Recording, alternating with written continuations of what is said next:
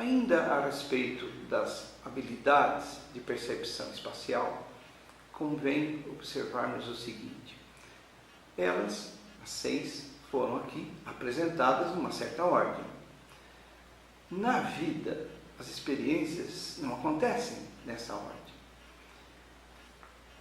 Existem pessoas que têm dificuldades para lidar com algumas dessas habilidades, outras não.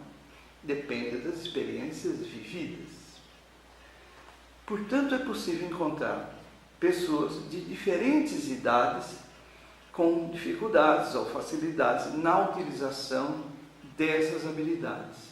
Você já se deparou no trânsito com pessoas que, se não tiver faixa branca no chão, elas sentem dificuldade para dirigir o seu automóvel? Esse é um exemplo. Quer outro exemplo? É muito comum adultos ou crianças perguntar por que, para calcular a área de um triângulo, precisa dividir por 2. Para calcular a área do retângulo, não precisa. Todo retângulo tem 2 diagonais. Quando você divide o retângulo por uma das diagonais, você sabe que obterá seguramente 2 triângulos e que cada um será metade do retângulo inicial.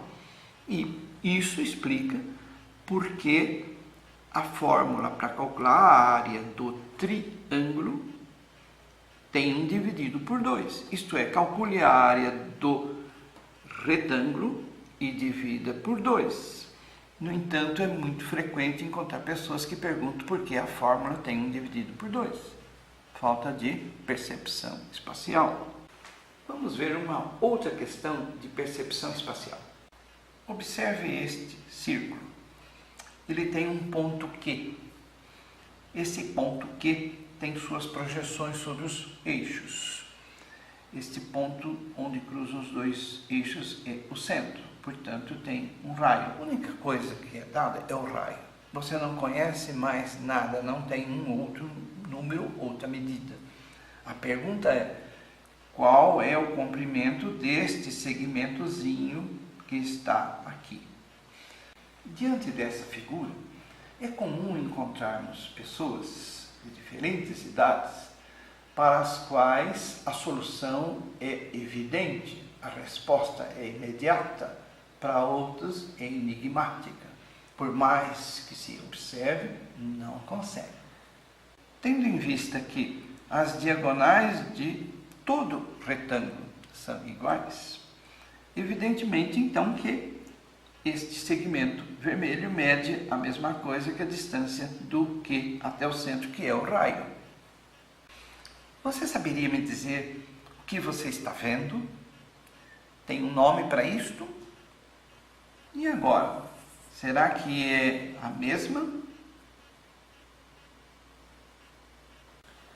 Vimos então que a percepção espacial pode ser um pouco mais complexa do que nos parece de início.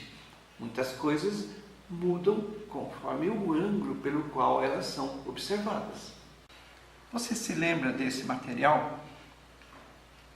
3 buraquinhos, 3 formas diferentes para fazer a correspondência. Pois é, agora a questão é a seguinte: você consegue imaginar uma peça que tenha um formato tal que consiga tapar os 3 buraquinhos de 3 formas diferentes? O círculo, o triângulo e o quadrado? Essa peça existe, está aqui. Note que, quando colocada dessa forma, ela tapa o buraquinho circular. Quando colocada desta forma, ela tapa o triangular. E quando colocada desta forma, ela tapa o quadrado. Observe bem essa peça. Poderíamos dizer que ela tem uma forma triangular. Mas nesta outra posição, a forma já é circular. E finalmente, nesta outra posição, poderíamos dizer que ela é agora um quadrado. Você observou com essas experiências e exemplos que mostramos que a percepção espacial no plano já apresenta suas dificuldades, mas quando passamos para o espaço tridimensional, aí as dificuldades são maiores.